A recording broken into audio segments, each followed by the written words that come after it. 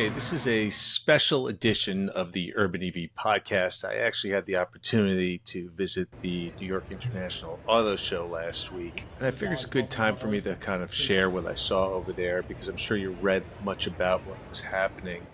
Wait, you didn't, because that show doesn't matter anymore. There was a time when the New York International Auto Show featured many newsworthy debuts where the eyes of the industry were upon the show. Things mattered over there. These days, it's almost like the circus rolling into town. It's entertaining, but kind of really doesn't move the needle in any way, shape, or form. It literally doesn't make news. No one cares. No one's talking about it. You look at LinkedIn, you check out the news feed. What is everyone talking about? The Shanghai International Auto Show, which happened to take place at the exact same time. Just to put things in context, let's see what was actually happening at the Shanghai Auto Show. Leap Motors' new EV platforms debuted over there. Zeekr's Urban Mini EV reveal, BYD's next-gen tech demos, and luxury EVs. Global innovation is clearly shifting eastward. We know that. China's setting the pace, and now we're just kind of like left picking up the crumbs over here in the U.S. The New York International Auto Show was fun, but it's no longer a serious industry event.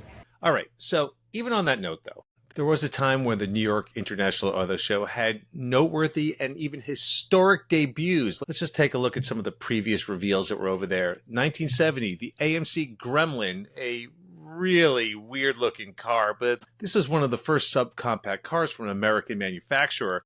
It really preceded the Japanese invasion that was soon to follow. 1976, the Cadillac Seville. That car was also earth-shattering, if you remember at the time, in the 1970s. Land yacht was the word I'd kind of use to describe any vehicle that was coming out of Detroit. 1976-77 is when GM started slimming down their line, soon to be followed by Ford and Chrysler eventually. GM kind of led the charge. When I say slimming down, I mean, maybe 10 to 20% smaller than what the previous vehicles were. But at the time, though, it was really considered a sleek, stylish car. The Seville was really GM's response to the luxury European cars that were coming our way.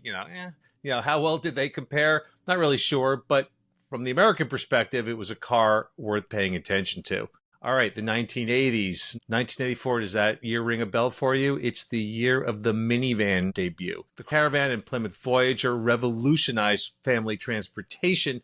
That car changed the American auto industry in ways that still are apparent today. That was the beginning of the end of the sedan being the primary vehicle of choice for most Americans. Fast forward into the 90s, 1993, the Jeep Grand Cherokee debuted over there. Another earth-shattering car. That was the beginning of the SUV generation of vehicles to come out of Detroit.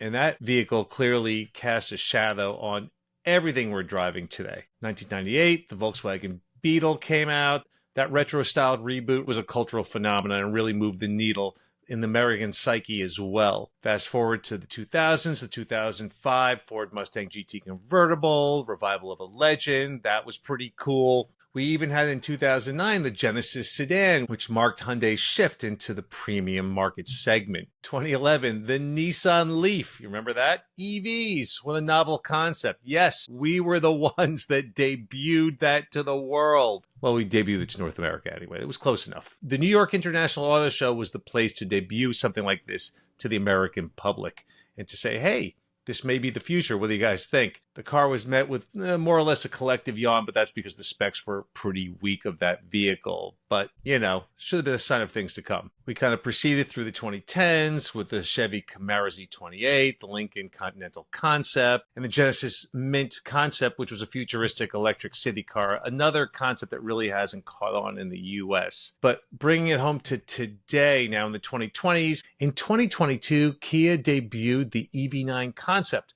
A car that's very near and dear to my heart. I own one. It's an amazing vehicle, and the concept was pretty close to the final production version. It really helped foreshadow the three-row electric SUV that is just now becoming the standard bearer for families looking to enter the EV fold. Once again, look at me. Okay, we also had VinFast in 2022. That's a car that's an interesting brand from Vietnam that doesn't seem like they're catching on too well here in the U.S. I think there's a lot of quality control issues. It did not receive favorable reviews. We'll still see. I know they're a really big brand in Vietnam, and they're producing a lot of vehicles in the Far East, so they probably have deep enough pockets to come back with a round two. And last but not least, in 2023, Hyundai debuted the Ioniq 6 to North America. And that was really the last noteworthy car that we saw at the New York International Auto Show. That's it. This past year, nothing of note. So I went there with low expectations. I showed up on the last Saturday of the show. It had already been going on for a week. I came early, walked inside. The crowds were there, a little on the sparse side, but it was early Saturday morning. The show had been around for a week. I walked upstairs, took a look around. I was hoping to be pleasantly surprised by some of the EVs on display up there on the main floor, but it seemed like everywhere where I walked, the ICE vehicles were getting just as much if more attention than the EV vehicles. All the major manufacturers, minus Tesla, were represented over there. I walked around. It really didn't seem like EVs were moving the needle at all. Then finally, when I came around to the far end of the floor, I noticed the Hyundai display over there, and there was something going on. It kind of caught my attention.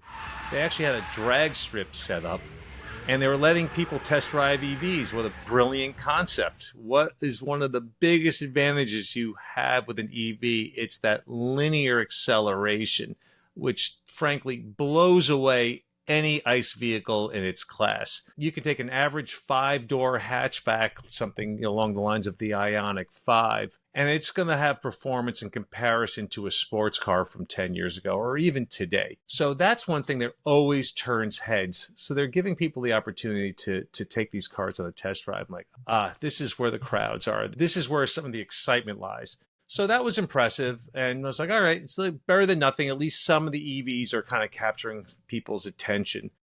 But then I went downstairs where there's a second floor, and that's where I kind of was really blown away. There's a lot more specialty cars down there, camper vans and whatnot, and that was kind of about a third of the floor. 2/3 of the floor, on the other hand, was yet another drag strip / test track. And that's where all the other manufacturers had their EVs. And that's where I was just blown away. There were massive crowds down there in comparison to who showed up on the show. Everyone was waiting for a ride. You saw the looks on people's faces. That drag strip, once again, doing burnouts, tires squealing. There's just no comparison to driving an EV versus the car you've driven in the past. Lower center of gravity, hardcore acceleration. Forget all the technology and all the other advantages that come with it. It's really getting in the driver's seat that I think changes a lot of people's minds. My wife was completely not on board with getting an EV. I really had to kind of convince her, and I've covered this on podcasts in the past, where she said, all right, fine, you want to do it, it's your problem. Just get me a 3-row SUV, which we need for our family and for our road trips, and I'll let you deal with the recharging and you get the EV. Her reception was lukewarm at best. I'm going to bring her onto the podcast later so she can really kind of share her experience. But eventually she was won over, especially when she finally had the opportunity to drive the car herself.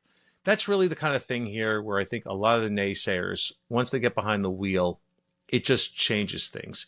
You just understand how much more advanced technologically these EVs are compared to your previous ICE vehicle. It does feel like you're driving something that came from the last gasps of the Industrial Revolution. Anyway, New York International Auto Show. Bravo.